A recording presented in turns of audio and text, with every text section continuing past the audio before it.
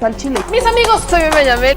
Bienvenidos a su chile favorito. Aquí las noticias o te enchilan o te dejan picar. No para los malos días para los priistas, sino que apenas inicia quizás su mala racha.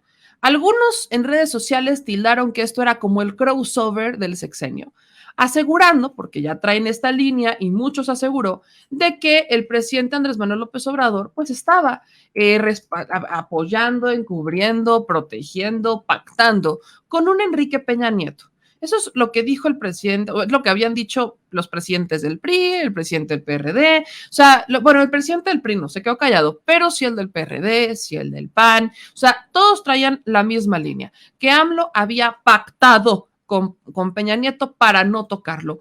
Y oh sorpresa, hoy en la mañana por la intervención, sí, porque fue vaya, no solamente por la intervención, sino porque llega Vicente Serrano, pregunta, esta es la segunda vez que lo hace, pero el presidente le pide a Pablo Gómez de la Unidad de Inteligencia Financiera que explique si existen o no investigaciones hacia Enrique Peña Nieto. ¿Por qué hizo esto Vicente? ¿Por qué sale el planteamiento? Porque en una entrevista para Sin Censura, el propio Santiago Nieto le había dicho o le dijo a Vicente que él había dejado una investigación en la unidad relacionada con Enrique Peña Nieto. Así que, tomando en cuenta esta información, es que Vicente va y lo pregunta en la mañanera. Y él ¿cómo es la palabra que se me fue? Lo aclaraba en el programa que todavía está en vivo en Sin Censura, diciendo que él de hecho estuvo en la mañanera del día de hoy, que el presidente se refirió a él, pero él no pidió la palabra para algunas personas que estaban asegurando, porque eso suele pasar últimamente en redes sociales, aseguran sin tener la información y yo creo que no lo hacen de mala fe, o al menos no todos, pero pues sí había personas diciendo que qué mala onda que el presidente no le había dado la palabra a Vicente. Vicente no la pidió, sí estuvo en la mañanera y estuvo hasta la parte de atrás, porque lo que quería era evidentemente escuchar la respuesta que daba Pablo Gómez, y Pablo Gómez lo platicaba con el señor productor. Es un perfil bastante político. Pablo Gómez es un político, muy político, que tiene experiencia vasta en política y también en anticorrupción.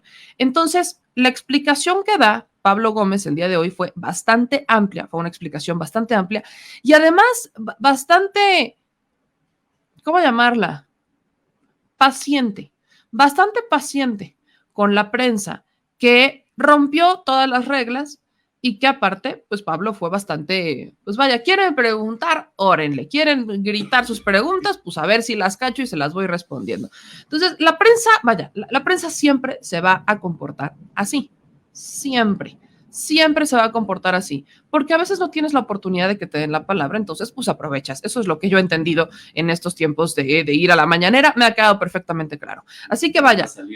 ¿Mandé? El que tenga más saliva. No, deja tú el que tenga más saliva, el que tenga más voz, porque con el cubrebocas no hay saliva que funcione. O sea, si hablas así, no te escuchas. Con el cubrebocas simplemente no te escuchas. Así que el día de hoy, pues Pablo Gómez confirma que sí, bueno, no, nunca dijo el nombre de Enrique Peña Nieto por este resguardo de información, por el debido proceso y demás. Recordemos que Pablo Gómez, sí, y esto sí hay que decirlo, cuando da ciertos comentarios, muchas personas pensaron que eran directos en contra de Santiago Nieto. Y vaya, voy a ponerles el tema sobre la mesa. Supongan que sí, porque Pablo Gómez en varias ocasiones dijo que cuando estaba Santiago Nieto en la unidad, que la unidad de inteligencia financiera era algo más que hablar. Pero ahora, Pablo Gómez, que está dentro de la unidad de inteligencia financiera, también dice lo mismo que dijo Santiago Nieto en su momento, aunque Santiago Nieto era mucho más comunicativo. ¿Qué dijo y en qué sí coinciden Pablo Gómez y Santiago Nieto? En que de ellos no depende la justicia, de ellos no depende la investigación, de ellos no dependen muchas cosas, de quien depende es de la fiscalía y que si las cosas no avanzan es por la fiscalía. A ver si no se va la luz. Te estoy diciendo, se está cayendo el cielo. Hay una canción que va así, déjame me acuerdo y ahorita se las canto. No, sigamos con las noticias. ¿Qué fue que estás así? Pero mientras sean peras o sean manzanas, el que rompió con su tradición de obituario, rompió con la cadena de obituarios, porque ya traía una cadena de obituarios, es el expresidente, nuestro ex. Supremo Tlatoani de copete alto. Enrique Peña Nieto. Enrique Peña, troleado payaso bebé, sí respondió. Miren, esta es una que le voy a conceder a Salvador García Soto. Hoy sí nos equivocaron de oficina, porque en la mañana comentábamos en el programa que pues Salvador García Soto decía que tenía información, sus fuentes le habían compartido, que desde Madrid iba a responder Enrique Peña Nieto a las acusaciones hechas por la Unidad de Inteligencia Financiera. Y evidentemente, tomando en cuenta antecedentes que tenemos no solamente de él, sino de varios, dijimos, ay, sí, tu chucha, ay, ajá, de haber sido de la oficina de Madrid, la del Senado, aquí a la vuelta. No. Entonces, cumplió, vaya, esta vez sus fuentes no le fallaron, y efectivamente, contestó Enrique Peña Nieto y rompió con la cadena de obituarios. Mire, le aseguro que yo lo busqué, yo lo vi 2 veces, yo dije, no es la cuenta parodia, porque acuérdense que Peña tiene una cuenta parodia, igualita, solo que no está verificada, pero sí tiene un monigotito ahí azulito para hacer parecer que es la real. O sea, si uno no se anda con cuidado, sí da el gatazo. Entonces, Enrique Peña Nieto rompe con la tradición, rompe con la cadena del obituario, porque ya traía una cadena de obituarios. Entonces, rompe con ello y efectivamente responde y dice, en relación con la denuncia presentada en mi contra por la Unidad de Inteligencia Financiera, estoy cierto que ante las autoridades competentes se me permitirá aclarar cualquier cuestionamiento sobre mi patrimonio y demostrar la legalidad del mismo dentro de los procedimientos legales. Expreso mi confianza en las instituciones de procuración y administración de justicia. ¿Qué entiendo de esta respuesta que da Enrique Peña Nieto? 1, es el primero que no recurre al soy víctima de persecución por parte de este gobierno socialista, populista, comunista, represor. Es el primero que es acusado de algo o que es señalado de algo que ni siquiera dice su nombre y entendió perfectamente que se trataba de él, porque nunca el gobierno federal, jamás Pablo Gómez dijo Enrique Peña Nieto, jamás mencionó su nombre, nunca lo hizo, jamás. Lo que, vaya, evidentemente la pregunta, si unimos puntos, tampoco hay que ser un genio, o sea, esta estaba peladita para Peña, estaba peladita, no tuvo que sacarle humo a su copete, era bastante claro que se referían a él, sobre todo por cómo se había dado la pregunta, el contexto. Esto también me dice que Enrique Peña Nieto está pendiente de las mañaneras, o al menos alguien del equipo de Peña está al pendiente de las mañaneras, porque de no estar al pendiente de la mañanera, pudo haber simplemente no respondido, o perfectamente pudo haber dicho otra cosa, lo pudo haber dicho con un tono distinto, o pudo haberse simplemente, vaya, hay 1500 opiniones. Entonces, esto también sirve para que todos entendamos el alcance de las mañaneras, que aunque han sido más de un político como Calderón y de la línea de Calderón, quienes han insistido en que no vean las mañaneras, no sirven de nada, ahí están, son los primeros en verlas, les digo, se parecen a mis fans de closet. Entonces, aquí está un Enrique Peña Nieto dando esta respuesta a la Unidad de Inteligencia Financiera, pero además, corríjanme si no la sintieron así, es como esta respuesta que sentí que se estaba poniendo un traje morado y que se iba a sentar en su oficina, iba a poner una cámara, iba a sacar su guión e iba a leer que su patrimonio ha sido gracias a todo su esfuerzo, al sudor de su frente, por sus años de trabajo como actriz de Televisa, digo, como político de México.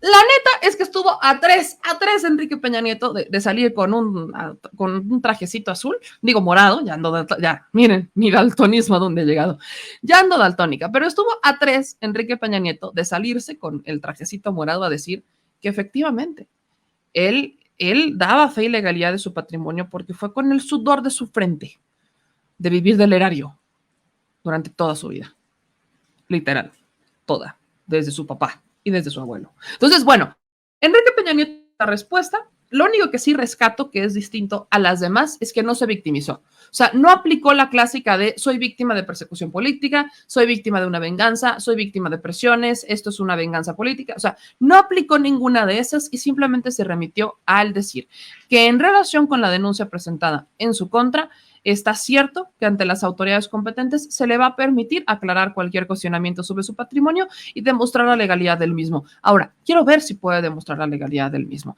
Este sí es un gran momento. Aquí tenemos la oportunidad de ver cómo funciona el aparato de justicia.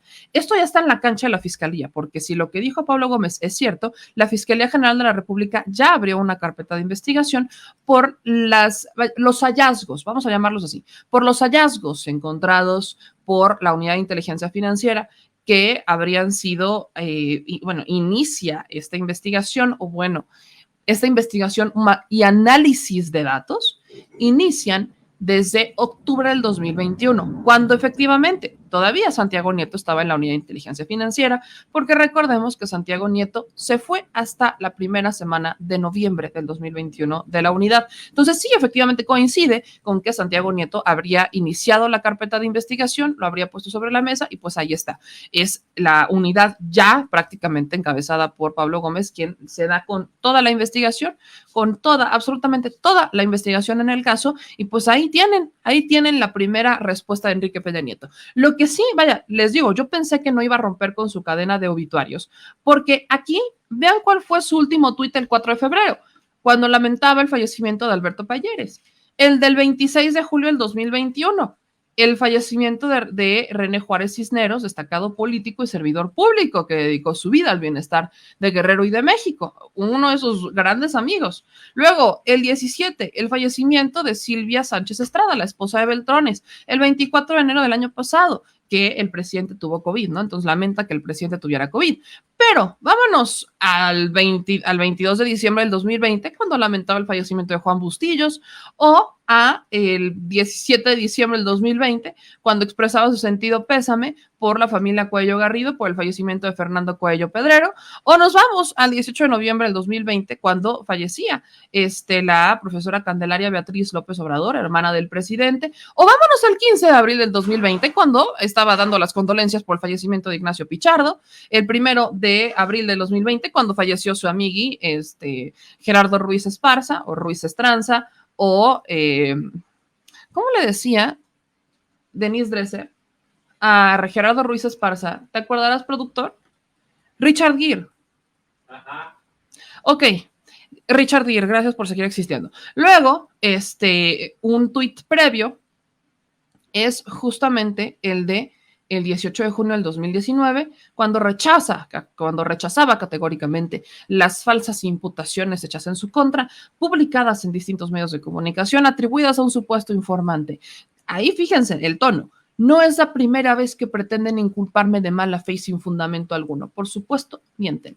Vean el cambio de tono de una respuesta previa que dio a imputaciones hechas en su contra en junio del 2019, al tono en el que habla hoy, hace 8 horas, 7 de julio del 2022. No se está victimizando, no está cayendo en el víctima de venganza, imputaciones son falsas, no. Él jura y perjura que va a poder demostrar su patrimonio. Vamos a ver si es cierto. O sea, aquí es en donde entra, vamos a ver cómo funciona la justicia con un expresidente. Esto también creo que nos debe dejar claro que los expresidentes no son intocables. Aguas, no son intocables. Esto siempre ha sido, ¿qué es algo que cambió con la llegada de Andrés Manuel López Obrador? La voluntad. Antes no había voluntad de investigar ni a políticos que fueran amigos del poder en turno, a menos que fuera para ejercer algún tipo de chantaje o algún tipo de presión política, y mucho menos había voluntad para investigar a un expresidente. No existía esa voluntad. Hoy hay voluntad y en eso coinciden todos, que tenemos críticas porque no funciona el aparato como quisiéramos, el aparato de justicia, que tenemos críticas porque quizás Hertz para algunos va más lento de lo que nos gustaría o de lo normal, porque no nos dicen nada, porque tampoco ni nos dicen ni vemos, ¿no? Pasa mucho tiempo para que nos enteremos de un nuevo hallazgo. Entonces, esas son críticas naturales, claro que sí, algunos no las harán, algunos entenderán y estarán en una completa simpatía y sintonía con Hertz Manero, con el Poder Judicial y demás. Hay otros que no, pero existe voluntad desde la silla presidencial para que las cosas cambien. Eso es lo que existe. O sea, eso literalmente está sobre la mesa. O sea, sí quería que esto lo resaltáramos porque lamentablemente no se pone sobre la mesa. Piensan que esto es algo natural. En México llevamos sexenios. Vaya, ¿qué digo sexenios? ¿Cuándo fue la última vez que sometieron a juicio a algún presidente, señor productor? Porfirio. En la época independiente. En la independencia y revolución. Sí. O sea, el México independiente. En el México independiente y en el México de la revolución. Ese es el único antecedente que tenemos de que se haya ido en contra de un expresidente, en contra de un presidente. Y aparte a fusilazos, ¿no? O sea, tampoco se andaba con medias tintas. Aparte a fusilazos. Sí. O sea, somos medio intensos en México. Desde las carabinas 30-30 ya no ha habido nada. Somos muy intensos aquí. O nos vamos a fusilazos o pasan años sin hacer nada. Décadas sin hacer nada. O sea, o somos muy extremos. Ahora estamos viendo el aparato de justicia que siempre tuvo que haber funcionado. Vaya, si esto pasa, si esto funciona en Guatemala, si esto funciona en otros países, ¿qué otro país de Centroamérica ha enjuiciado a sus expresidentes? Perú, Guatemala, Chile. Perú, Chile. Argentina Argentina creo que también. O sea, ellos sí se han ido en contra de políticos, de presidentes en funciones. Nicaragua también. Vaya, o sea, y no podemos decir que todo Centroamérica o todo Latinoamérica es ejemplo de preciosidad y ejemplo de anticorrupción. No lo podemos decir. Pero ellos lo han hecho antes que nosotros. Creo que Costa Rica es el único que ha mantenido así su presidente. Pareciera, pero, o sea, sí entendemos el momento en el que estamos. No simplemente estamos hablando del escenario político que algunos han querido mantener, ¿no? Del famoso crossover del sexenio, porque dicen que el presidente rompió el pacto con Peña Nieto, que vaya. Lo único que yo entiendo del presidente Peña Nieto, y eso es lo que yo entiendo, es que efectivamente el presidente no lo trata como a Calderón. No hay una guerra ácida como sí existe con Calderón, porque, y el presidente lo ha dicho muchas veces, que a Peña lo traicionaron, que hubo ciertas confesiones y que el presidente le agradecía a Peña Nieto que Peña Nieto no metió las manos en la elección como si lo hiciera Fox y como si lo hiciera Calderón. O sea, que, y así lo entiendo yo, no es, vaya, así lo entiendo yo, porque eso es lo que ha dicho el presidente públicamente, que el hecho de que no ataque a Peña como, vaya, muchos lo entendemos, tiene mucho que ver, o al menos él sí reconoce que a Peña lo traicionaron porque Peña se lo confesó ya en la transición y porque pues Peña Nieto no metió. Entonces sí hay un cierto respeto porque Peña no metió las manos como sí lo metieron otros dos políticos previos. Y no es que no tuviera presiones, porque claro que existieron las presiones para que Peña Nieto metiera las manos en contra del presidente, ahora presidente Andrés Manuel López Obrador. Así que existe un respeto, pero no confundamos respeto con justicia o impunidad. No la confundamos. O sea, creo que esa ha sido la diferencia, que efectivamente algunas personas podrían cuestionar el por qué no se toman de la misma manera los temas de Calderón versus los temas de Peña. Creo que perfectamente se pueden cuestionar, pero no podemos decir que no hay justicia o que no hay una investigación hacia Peña, porque, por ejemplo, ahí está el caso agronitrogenados con Alonso Ancira, que hoy está condenado a reparar el daño de estos $200 millones por esta planta de agronitrogenados comprada chatarrísima y tiene que reparar esos 200 millones. No es como que se vaya a quedar ahí. Vaya, no está en prisión, pero tiene que reparar esos 200, de los cuales ya pagó 50. Vamos a ver si va a volver a pagar los 50 o cuándo va a haber el otro abono de esos 50, porque va de 50 en 50, Alonso Ancira, ¿no? Habría que ver porque hay ciertas condiciones a las que se llegaron. Así que, tomando en cuenta todo esto que le estoy contando, yo no diría que existe una impunidad. Por supuesto que existen diferencias en cuanto al trato. Eso no lo podemos negar. Existen diferencias en cuanto al trato de los temas de Calderón versus los temas de Peña. No podemos decir que no. No nos podemos poner en un plan ciego. Sí existen las diferencias, pero se ha dicho por qué y no es que exista impunidad. Ahora, lo que sí es que esto es una bomba para aquellos que realmente pensaban que Peña Nieto estaba protegido, que Peña Nieto estaba amparado, que existía un pacto. Vaya, su fundamento para pensar eso es porque justamente no se hablaba de Peña como se habla de Calderón. Es exactamente el tema. Pero hoy el presidente no frenó a Pablo Gómez. O sea, Pablo Gómez respondió a las preguntas, dijo él, vaya, si no existiera esta voluntad, la unidad de inteligencia financiera no habría investigado a Peña Nieto, no habría entregado esta información y jamás habríamos visto a Pablo Gómez en la mañanera. O sea, no lo habíamos visto tocando este tema. Esa es la voluntad de la que se habla. Repito, la cancha hoy está en el Poder Judicial, en manos del fiscal Hertz Manero. Ahí está el poder, ahí está la pelota. Hoy será el fiscal Hertz Manero quien abra la carpeta de investigación, realice la investigación pertinente y entonces se cite a comparecer a Enrique Peña Nieto para que declare, para que diga lo que tiene que decir. Vaya, eso es exactamente lo que debería pasar, un debido proceso, no que se estanque. Sabemos que es un tema que van a intentar manejar, pues, ciertamente, de alguna manera, resguardando un debido proceso, aunque Enrique Peña Nieto para muchos de nosotros es un bufón y por eso le decimos nuestro supremo Tlatoani de copete alto, porque vaya, es lo único que tenía, copete alto y mucho gel. Es lo único que había con Enrique Peña Nieto. Si bien nosotros tenemos ese escenario en mente, otra cosa que hay que también dejar clara es que es un expresidente. Es un expresidente y tiene recursos. Es un expresidente, tiene recursos y tiene poder. Aguas también con otras lecturas que están dando, otras lecturas que les están dando al tema, es que es la manera en la que el presidente tiene que presionar para no perder el Estado de México, o más bien para ganar el Estado de México. Miren, el que Peña Nieto haya sido gobernador del Estado de México y que ahora sea gobernador Alfredo del Mazo Suprimis, ¿cómo les explicamos que el caso del Estado de México ya está más perdido para el PRI que Alejandro Moreno Cárdenas? O sea, ya está más perdido. Seamos netas. Está bien perdido. Tampoco es para que se conformen y que estén ahí bailando sus laureles y que estén tranquilitos. No. O sea, no digo que vaya a ser fácil, porque el PRI lo va a intentar defender con todos y cada uno de los recursos que tiene. Con todos y cada uno de los recursos económicos que tiene, lo va a intentar defender.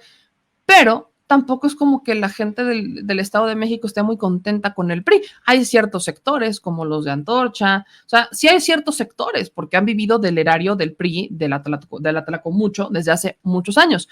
Pero eso no necesariamente quiere decir que existe una simpatía hacia el PRI. Ahora, ¿qué perfil podría postularse en el PRI del Estado de México? ¿Quién realmente podría levantar y decir el PRI va a vencer acá? No tienen mucho. O sea, tomemos en cuenta los pasados resultados electorales. El que está ganando todavía gubernaturas es el PAN, o más bien manteniéndolas, es el PAN. En Durango hicieron un crossover, pasaron de un gobernador del PAN a un gobernador del PRI, pero siguió siendo de la alianza.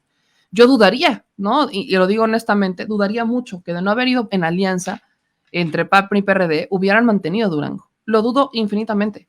Lo dudo brutalmente, porque si no, si los lo hubieran tenido seguro, jamás hubieran recorrido a la guerra sucia y a la violencia como recurrieron en el estado de Durango. Pero al menos mantienen este estado. Pero ya perdieron el registro en Quintana Roo. Y no hace mucho habían gobernado Quintana Roo. O sea, el PRI está en una debacle constante que en realidad no requiere que el presidente persiga a Enrique Peña Nieto para entonces ganar el Estado de México. Enrique Peña Nieto de por sí ya ni es tomado en cuenta en el Estado de México. Y miren, mi bandita bella del Estado de México no me va a dejar mentir. Mi bandita bella del Estado de México acá me lo va a poder decir si tengo razón o no. Porque sé que nos siguen muchos del Estado de México, yo sé que nos ven bastantes del Estado de México y me podrán decir qué piensan al respecto, me podrán decir respecto a la simpatía que existe del PRI, ¿no? Al PRI en el Estado de México, ellos me lo podrán decir.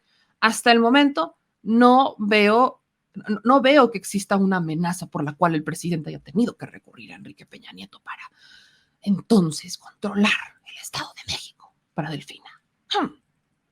¿Me explico? Bueno, dicho eso, y ahorita leeré los comentarios. Aquí está, a ver, mi Yanko, ¿no? Que me dijo que ya está.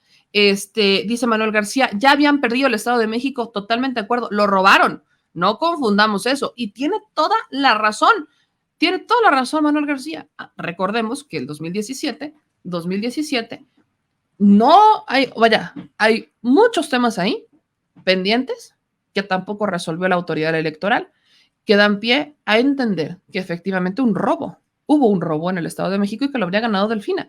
No de embalde, la maestra Delfina hoy es la que, vaya, no sé qué tanto trabajo de campo haya hecho la maestra Delfina, pero está muy enfocada en la cepa, así que dudo que sea como muy constante las visitas que hay al Estado de México, corríjanme si me equivoco, pero es que no lo necesita. O sea, pese a que hay varios perfiles que podrían disputársela en el Estado de México por parte del movimiento, Delfina es la que lo sigue encabezando. Eso no ocurre de embalde, no ocurre de embalde. Delfina tiene ya una simpatía allá, ¿no? Existe una simpatía hacia Delfina. También existen personas que no quieren a Delfina. Esto, vaya, ya lo resolverán ustedes en sus procesos internos. Es por eso que se deben de hacer escuchar en las encuestas, que es el mecanismo de Morena.